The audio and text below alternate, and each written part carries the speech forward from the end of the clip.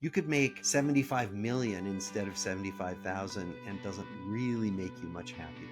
And what they find is that if you're looking for money to make you happy, if you're not happy and you're hoping, gee, when I get to this dollar amount, then I'll be happy, that doesn't work at all. This show is dedicated to helping you strengthen your family tree and live financially free. Welcome to the Marriage, Kids, and Money podcast, everybody. This is Andy Hill, and today we're talking about how to live a happy life. While there are countless opinions, articles, and videos on the subject of happiness, I thought it would be fun to learn about happiness from a study that has been focused on the subject for over 80 years. And to help us learn more about this study and its transformative results, I've invited the director of the study, Bob Waldinger, on the show today. Bob is the professor of psychiatry at Harvard Medical School and Massachusetts General Hospital, where he directs the Harvard Study of Adult Development, the longest scientific study of happiness ever conducted. Dr. Waldinger is the author of The Good Life, co-authored with Mark Schultz, which examines the central role of relationships in shaping our health and well-being.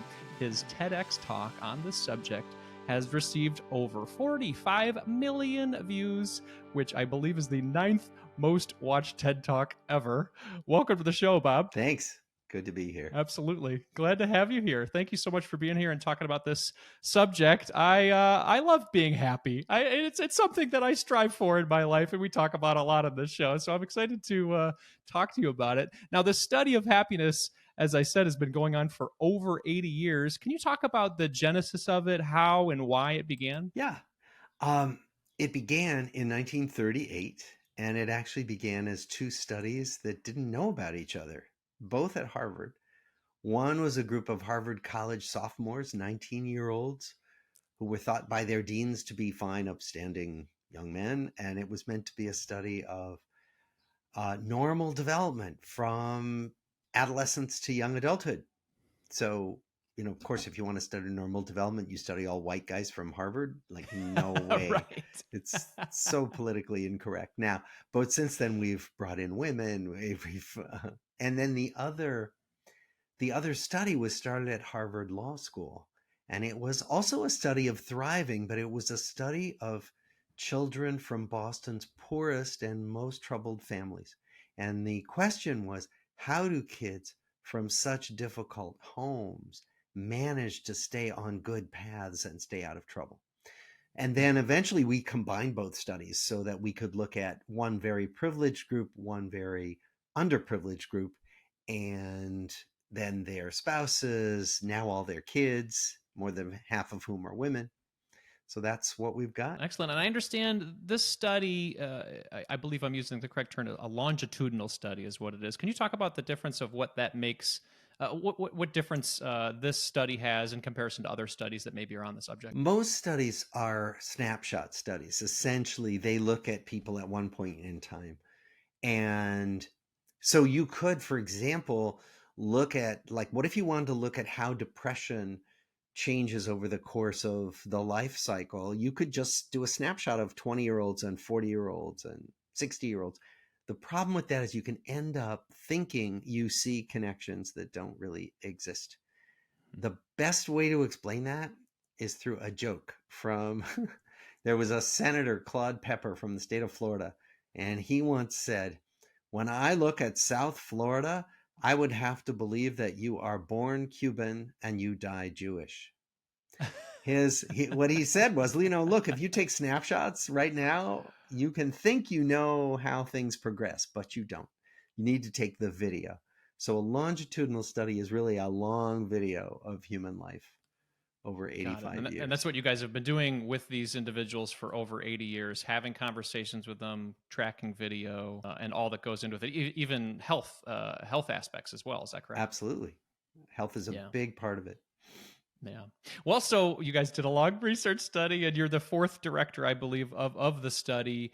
What did the study conclude? Two things. One won't be a surprise. It's that if you take care of your health, it really matters. You'll live longer, feel better as you get older. But the other thing we were surprised by was that the people who stayed healthiest and lived the longest were the people who had the best relationships with other people. And It may sound obvious, but actually it wasn't to us. We almost didn't believe our findings, that it made sense that you'd be happier if you had better relationships. But how could better relationships make it less likely that you'd get coronary artery disease or type 2 diabetes? Like, how could that be a thing? And many other studies began to find the same thing. So now we understand that this is really true, that good Yeah. relationships protect our bodies and our brains. Now, you talk about good relationships. I think that's probably a pretty distinctive word to use too, because would you say when we talk about quantity of relationships versus quality of relationships, there's a big difference there? Is that right? Yeah. I mean, some people say, well, my relationships are great. I've got like 5,000 friends on Instagram. That's not it. That really what we're talking about are connections that make you feel like you belong, that make you feel like people have your back. We think the most important connections are connections with people who you feel you can count on when things get tough. So, for example, we asked our original participants, who could you call in the middle of the night if you were sick or scared? And most of them could list quite a number of people, but some people couldn't list anybody. We Mhm. think those are the people who are suffering. And that has nothing to do with how many friends you have online. That has to do with how many good connections you have in the real world. Yeah, you guys talk about it in the book, and I know you've spoken about it at length. Can you talk about the general loneliness epidemic that is taking hold not only in our country but around the world? Yeah, it's been going on for years now. Long before COVID, there was an epidemic of loneliness. When we finally started studying it, we realized that 1 in 3 to 1 in 4 people in the US, for example, on any given day will tell you they feel lonely all the time or most of the time.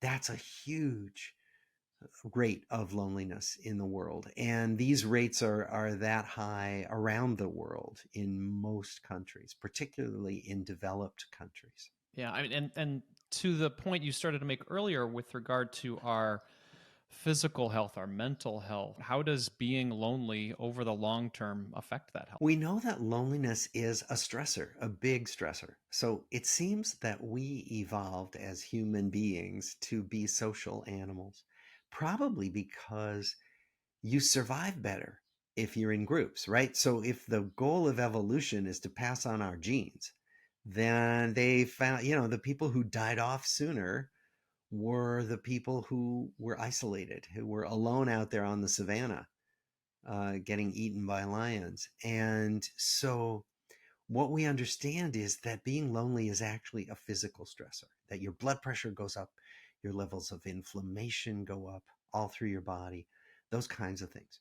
And that therefore, higher stress levels from loneliness break down your body over time. Now, I know this data can come to life when you really share real stories of people, and obviously, you've connected with quite a few people throughout the study. And I know anonymity is a very important part of the study. Would you be able to share some real life examples of people who have had, I guess, maybe the benefits of those quality relationships, and maybe some that have not? Sure. In the book, two of the stories that go through the book, we weave stories through the book along with these scientific findings, are the people we call John and Leo. And Leo was a a guy who went to Harvard and came back from World War II, where he served, and had to get a job. He wanted to become a writer, but he had to take care of his family, his mother in particular. So he got a job as a history teacher in a high school. He stayed teaching history through his whole career and turned out loved teaching history, loved his students, loved his colleagues. I had a good marriage, great kids, and then grandkids. And he was a person who prioritized his connections with other people. That was what was most important to him at work and at home. And he stayed really happy and healthy into his 90s. By contrast, we had a man we called John, who was also a Harvard student, who was set up for success. He became a very prominent lawyer, high achieving, won lots of awards, earned tons of money, had two really unhappy marriages, distant relationships with his children, very few friends, and was disabled pretty early physically and died very isolated and unhappy. So those are kind of the extremes of one of our happiest people and one of our least happy people. And a Yeah. lot had to do with their relationships. Yeah, absolutely. And a piece of that, in which we talk about on the show a lot, is building wealth for your family, and growing your net worth and things like that. And I understand that there is a relationship when it comes to wealth and happiness, and I'm kind of always trying to explore that on the show with conversations like this. When we talk about building wealth, how did you come across in the study how that correlated to happiness as well? Is it a part of happiness? Can money buy happiness? Well, I know more about it from other people's research, not ours. Certainly, Hmm. we know from ours that the Harvard people who were much wealthier were not on average happier than the inner city folks.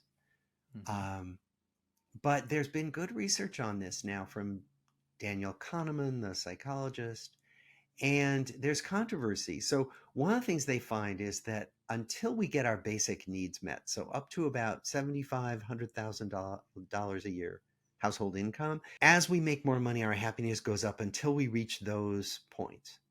Because understandably, you need to have money to pay the bills.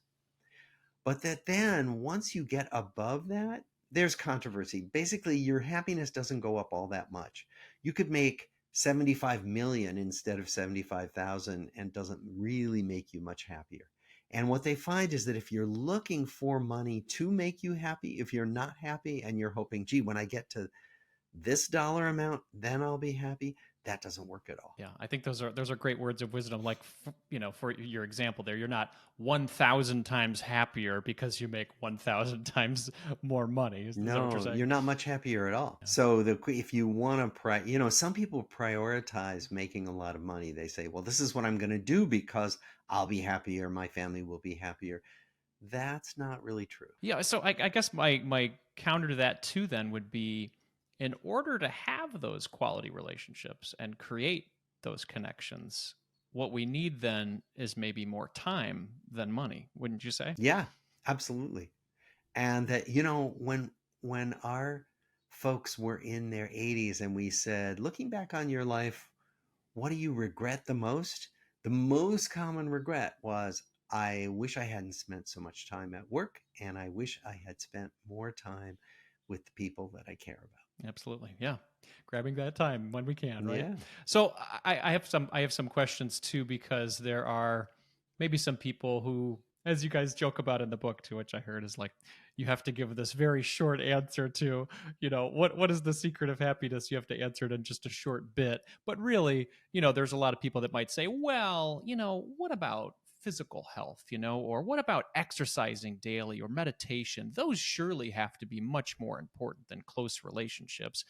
Were these close seconds in the conversations that you were having and learning about your research? And what other elements, I guess, is what I'm getting at. What other elements besides close relationships were important in your happiness research? So we never did an actual horse race because it'd be almost be impossible to do those studies. You Right, can't it's a say, good way to put it. well, meditation is more important than, having good friends. No. But what we find is that those other things really do matter, that exercise matters hugely, not smoking, not abusing alcohol or drugs, eating well, not becoming obese. Those things matter a lot. Meditation can be hugely helpful for well-being, as can getting enough sleep. So a lot of these self-care things that we know are good for us really do make a difference. They really add to that foundation of well-being that we're talking about. So you can't be happy 24/7. Nobody is ever. but you can build this kind of foundation of well-being, and that comes with relationships, that comes with good self-care. Yeah, I think that's fantastic. And I think that at times I can say personally, I have maybe put my relationships, my family, my wife, my kids, maybe above my own needs, and in hopes of, creating those solid relationships that last a lifetime, but then maybe neglecting the care that is made maybe needed for my own self. Can you talk about the balance of, and knowing your background with being a Zen priest as well, can you talk about the importance of I guess self-care versus creating quality relationships and how to find that balance? Well, it has to be a balance because, in Zen, the teaching is they're not separate. That if I'm not taking care of myself, I'm going to make the world miserable. And if I'm not taking care of the world, what goes around comes around. So it's all connected. But what that means is that we really do have to take care of ourselves, or we are going to suffer. And then, of course, the people around us will suffer. So it's really important to find that balance and to keep finding that balance. It's not a balance you find and then you're done. It's looking every day at, okay, what do I need in order to be okay? And and how does that support the people around me when I take care of myself? I think that's fantastic. And one thing you talked about too in the book is this is not a destination happiness. It's not like, oh, I got it and I'm out. I'm going to go back to living life. Can you talk about the importance of realizing that a good life doesn't mean reaching a happiness destination? Yeah, well, nobody on the planet is happy all the time. You never get there. It's always a journey. And the journey metaphor sounds like a cliche, but it's really the truth. I mean, if you think about it, I'm happy right now talking to you, but an hour from now, something upsetting might happen. And that's just the way life is. And life is always bringing challenges, things like the pandemic, even things we plan, like having a child or getting married. So all of that means that we can never be, we never have a place to rest. There's no final place to rest. It's always a work in progress. And that actually is one of the things that makes life interesting. Absolutely. Yeah, variety could be a great part of your happiness journey and shaking things up and learning about new things.